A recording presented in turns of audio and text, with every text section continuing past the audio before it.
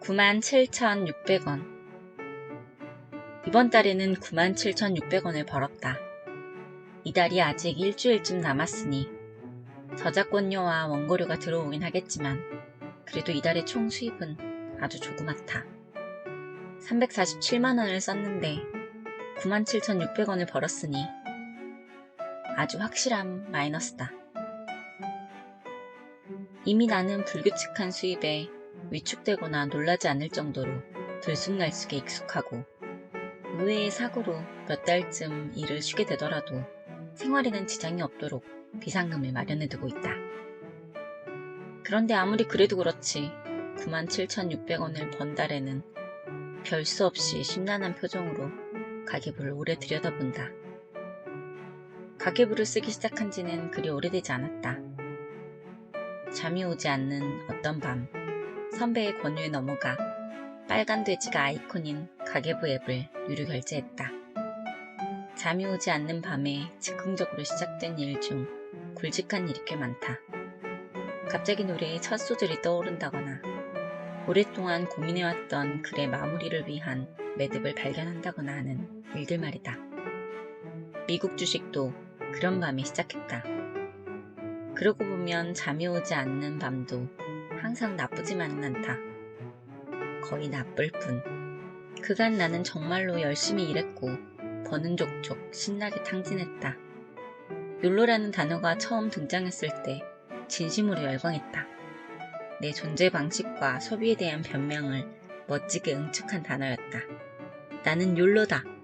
얼마가 들어오고 얼마가 나가는지 신경 쓰지 않고 살아가는 것이 편하다. 더군다나 나는 세상 물정에 좀 어두워야 할 것만 같은 예술계의 직업가 아닌가. 사람들은 내가 똑 부러지기보다는 어눌할 때, 남들이 예상하지 못하는 방향을 향해 갈 때 가장 열광했다. 어떤 사람으로 보이고 싶은지 고민하던 욕망과 사회의 시선이 마주하는 지점, 바로 근처에 머물고 있던 나는 세속적인 모습은 적당히 뒷전으로 밀어둔 모습을 보여야 한다고 느꼈다. 그렇게 실비보험이나 국민연금, 효율성과 저축에서 멀리 떨어져 살아왔다. 정말로 사회가 나에게 심어둔 선입견인지 선대 예술가들의 고뇌하던 파격적인 삶을 보고 스스로 품은 기준인지는 모르겠지만 뭔가 좀 그런 지점이 있잖나. 현명하기보다는 예술적 아우라가 진득하게 뿜어져 나오는 사람이 진짜 예술가로 보이는 그런 이상한 지점. 가계부를 쓰기 시작하면서도 절약하겠다거나 하는 마음은 아니었다. 건강보험료와 도시가스비가 며칠에 빠져나가는지, 유튜브 프리미어와 리디 셀렉트는 언제 결제되는지, 매달 빠져나가는 구독 서비스와 왜 빠져나가는지 모르게 나가는 금액들은 왜 빠져나가는지 모르게 나가는 금액들은 도대체 무엇인지 모아서 한눈에 보고 싶던 마음이 더 컸다. 중복 결제가 되거나 통장에 현금이 부족해 깜짝 놀라는 상황을 피하고자 시작한 가계부 작성은 나를 충격과 공포에 빠뜨렸다. 화면에 빼곡하게 기록된 숫자를 보면 나는 어떤 달에는 조금 벌고 많이 썼다. 어떤 달에는 많이 벌고 많이 썼다. 애석하게도 많이 벌고 조금 쓰는 달은 없었다. 유난히 외부 일정이 많던 달에는 택시비로만 100만원을 넘게 쓰기도 했다. 운전하느라 신경을 곤두세우기 싫고 주차 스트레스가 싫다는 핑계로 차를 구입하지 않고 있는데 가계부에 교통 택시비 항목을 보며 차를 사지 않고 버티기가 과연 현명한 결정이 맞는지 의심해본다.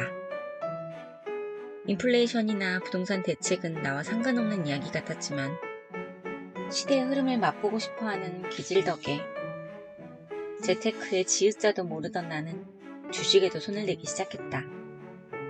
본전을 잃을 가능성이 있는 투자를 시작하면서 그동안의 나는 가난하지만 돈에 대한 스트레스가 없이 살아왔다는 사실과 돈이 사람을 얼마나 안절부절 못하게 만드는지 알게 되었다. 그래도 천천히 PER과 유상증자에 관해 공부하다 보니 새로운 시각이 생겼다. 수익을 내는 것뿐만 아니라 그동안 내가 알던 세계와 조금 다른 세계를 이해하는 기분도 즐거웠다. 그동안 고수해왔던 일단 벌면 모조리 쓰고 없으면 다시 버는 생활은 끝났다. 이번 달에 97,600원은 어딘지 모르겠는 회사에서 입금된 것이다. 입금 명세에 회사 이름이 잘려 있어서 검색해 볼 수도 없다. 이미 잊은 어딘가에서 환급된 금액이거나 어떤 일의 보수를 아주 늦게 받은 걸까? 하지만 아무리 고개를 갸우뚱거려봐도 기억나지 않기 때문에 실수로 내 통장에 입금되었을 가능성도 배제할 수 없다. 출처가 불명확한 97,600원과 달리 지출은 그 발자국이 명확했다. 집세와 연습실 월세로 얼마, 경조사와 선물과 회비로 얼마, 외식비가 얼마, 운동이 얼마, 식물이 얼마, 얼마와 얼마가 모여 금세 347만원이 되었다. 다음 달에는 347만원을 벌고 97,600원을 지출했으면 좋겠다는 가망 없는 희망을 품고 스와이프에서 가계부 앱을 화면 저편으로 날려버렸다. 가계부를 쓰고 주식을 거래하며 돈에 조금 관심이 생겼다고 해서 내가 욜로가 아닌 인간으로 변한 것은 아니다. 여전히 잠만 잘 수 있는 깔끔하고 저렴한 숙소보다는 몇십만 원을 훌쩍 넘기는 숙소의 아름다운 가구와 향이 좋은 어메니티에서 기쁨을 느끼고 삼성전자 주식을 한 주 갖기보다 꽃시장에서 한아름 꽃을 사와 밤새도록 온 집안을 꽃으로 도배하기가 더 행복하다. 손에 잡히지 않는 주식보다는 지금 이 순간 향기를 맡고 즐길 수 있는 라넌큘러스와 자격이 더 소중하다는 사실에는 변함이 없다. 취향과 경험을 위해 내가 번 돈을 쓸 수 있다는 사실은 여전히 내가 돈을 버는 가장 큰 이유지만 그래도 조금은 인플레이션에 대비하며 살아가기로 한다.